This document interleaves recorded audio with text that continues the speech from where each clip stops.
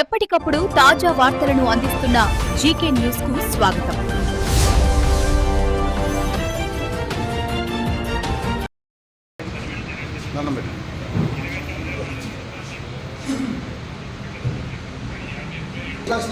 అలంకరించవలసి కోరుతున్నాను.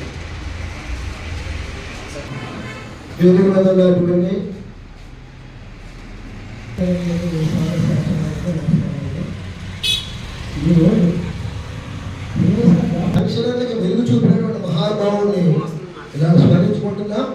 దాని కారకులైనటువంటి ఆనాడు సుప్రీంకోర్టు మన ఎవరైతే మన సుప్రీంకోర్టు యొక్క సీనియర్ జడ్జి ఎవరవుతున్నారో ఆయన మనకి చక్కటి వైవి చంద్రచూడి గారు చక్కని పెన్షన్ సంబంధించిన తీర్పిచ్చారు. అంచేత ఈరోజు మనమందరం కూడా పెన్షన్ పెన్షన్ కాదు, అది హక్కు. గతంలో చేసినటువంటి ఉద్యోగుల యొక్క గౌరవ జీవనానికి సాంఘిక భద్రతకు ఆర్థికంగా ఇవ్వాల్సినటువంటి బాధ్యత ప్రభుత్వం ఇది ఎట్టి పరిస్థితుల్లో కూడా వచ్చిన మరి ఏ ప్రభుత్వం సరే తీయడానికి వీల్లేదని చెప్పి గట్టిగా మనకి చెప్పడం జరిగింది.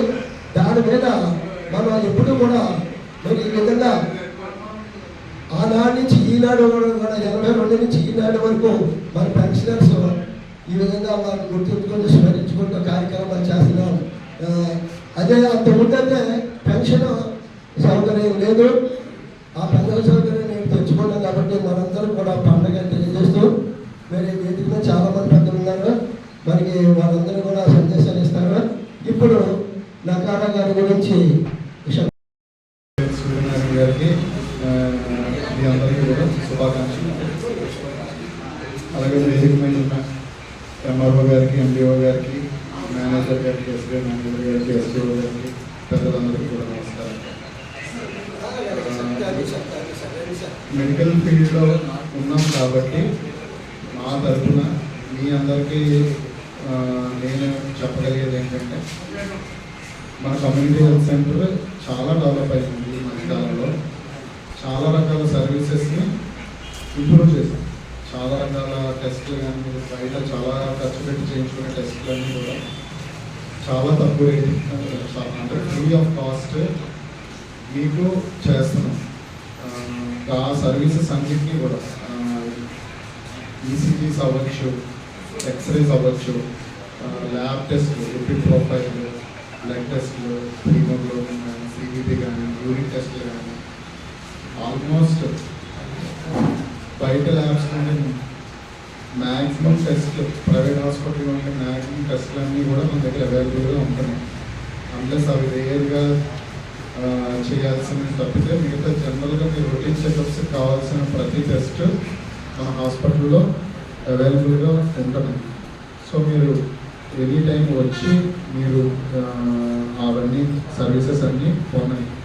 అదేవిధంగా ఈ మధ్యకాలంలో మనకి ఇప్పుడు మన హాస్పిటల్లో జనరల్ సర్జరీ అంటే నా బ్రాంచ్ సంబంధించి ప్రతి నెల ఒక 30 నుంచి 40 సర్జరీస్ చేస్తున్నాం. అలాగే డెలివరీస్ ఇంతకుముందు ఒక 20 డెలివరీస్ జరిగితే ఒక 2 years బ్యాక్ ఒక 20 డెలివరీస్ జరిగితే గొప్పగా ఉంది. ఈరోజు బిఫోర్ లాస్ట్ మంత్ ఒక 50 డెలివరీస్ చేసాం. అందులో majority of the deliveries normal deliveries, unless చాలా అవసరమైతే తప్పితే సి సెక్షన్కి పెట్టుకోవాలి.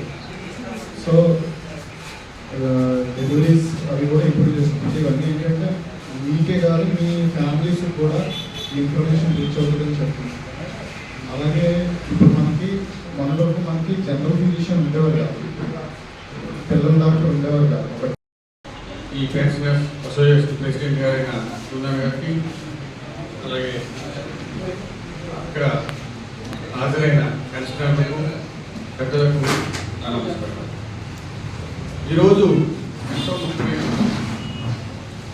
1982లో ఇదే రోజున గౌరవ సుప్రీంకోర్టు ఇచ్చిన చారిత్రాత్మకమైన తీర్పు అనగా పెన్షన్ అనేది ప్రభుత్వ దయ కాదు, ఇది హక్కు అని ఇచ్చిన తీర్పుని పురస్కరించుకుని ఈరోజు ప్రతి ఏటా ఈ పెన్షనర్స్ డేని జరుపుకుంటాం. జీవితంలో ఎంతో విలువైన కాలాన్ని, శ్రమని ప్రజా శ్రేయస్సు కొరకు, దేశ అభివృద్ధి కొరకు దారపోసిన మహానుభావులే ఈ పెన్షనర్స్. పదవీ విరమణ అనేది కేవలం మానసికంగా విరామం కానీ మీ మేధస్సుకి మాత్రం కాదు. ముఖ్యంగా 3 అంశాల మీద వేదిక మీద ఉన్నంతా కూడా మాట్లాడారు.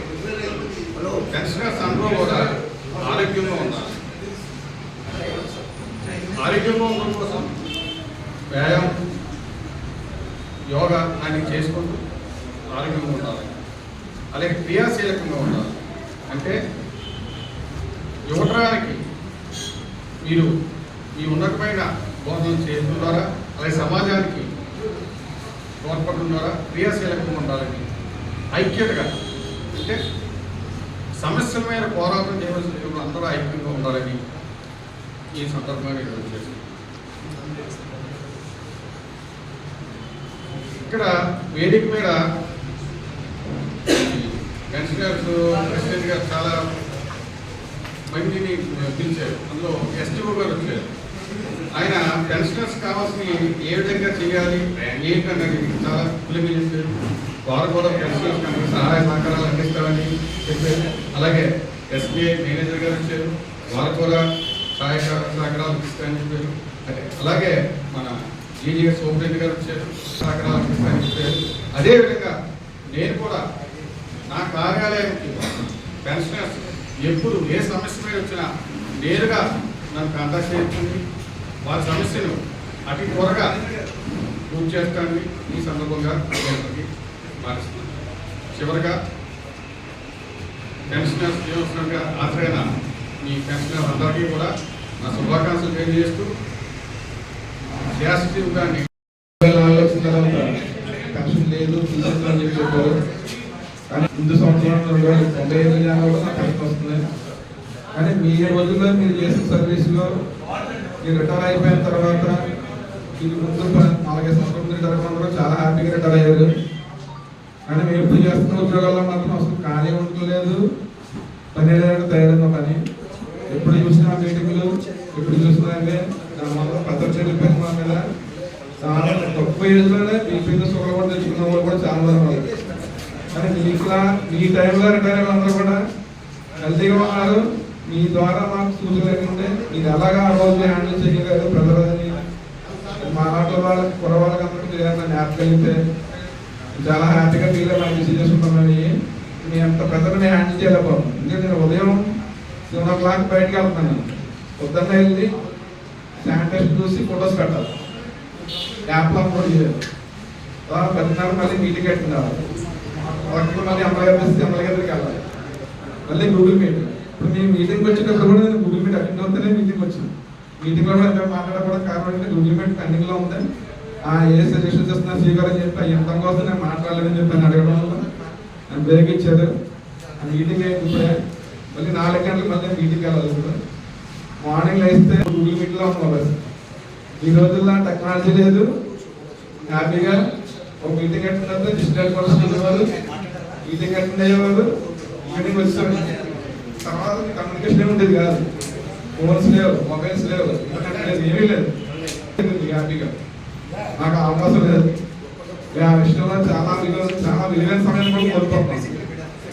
కానీ మీరు ఆ ఏజ్లో మీ టైంలో ఎలా ప్రజలు హ్యాండిల్ చేసేది మాలాంటి వాళ్ళు మీరు ఏమైనా సజెషన్స్తే గ్రూపులో కనుక మేము చాలా హ్యాపీగా ఫీల్ అవుతాం.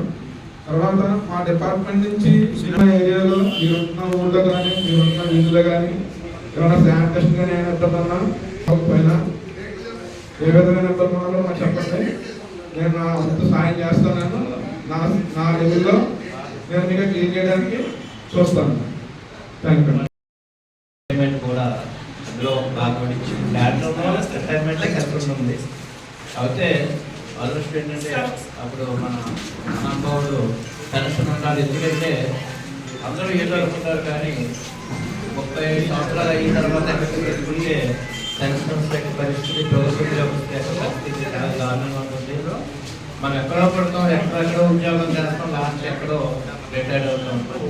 అయితే ఎక్కడా లేని విధంగా జగ్గంపేట పెన్షన్స్ వచ్చిన వాళ్ళు చక్కగా ఒక భవనం పెట్టి ప్రతి సంవత్సరం అందరికీ రిటైర్ అయిన వాళ్ళందరికీ కూడా ఏ ప్రఫార్మా ఫిలప్ చేయాలి, ఏ విధంగా పెన్షన్ లేదా రిటైర్మెంట్ బెనిఫిట్స్ అన్నీ కూడా పొందాలి అనే దాంట్లో గైడెన్స్ ఉంటూ, ఎందుకంటే ఒకసారి రిటైర్ అయినప్పుడు అతనికి ఏం చేయాలన్నది తెలియదు.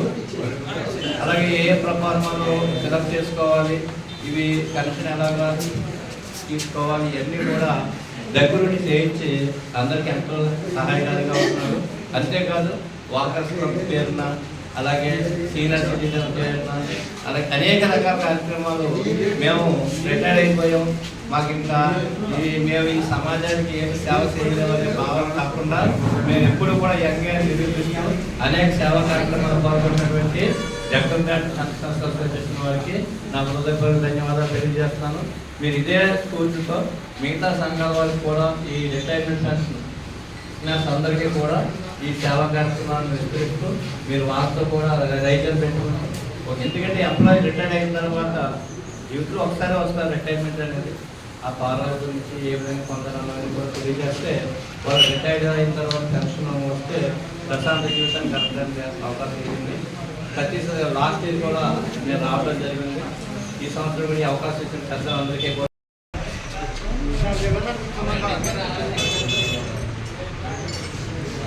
ఓకే.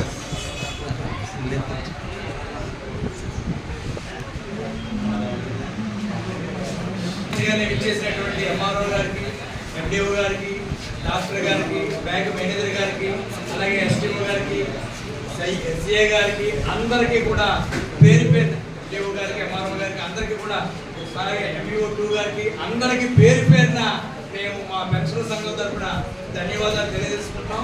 అట్లాగే సన్మానిక రైతులు వారి కుటుంబ సభ్యులు అందరూ కూడా పేరు పేరున ధన్యవాదాలు తెలియజేసుకుంటూ ఇంతటితో ఈ కార్యక్రమం ముగిసిందని తెలియజేస్తున్నాం. Thank you sir. మీ అందరికీ ధన్యవాదాలు. నారాయణ శర్మ గారిని వారి యొక్క కుమారులు ఓటర్లు కూడా వచ్చి సత్కరించడానికి వచ్చారు.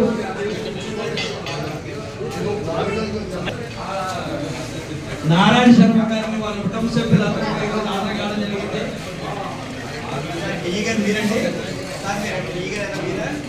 వారి పెద్ద కుమారుడు డీగా పనిచేస్తున్నారు రాజమండ్రి.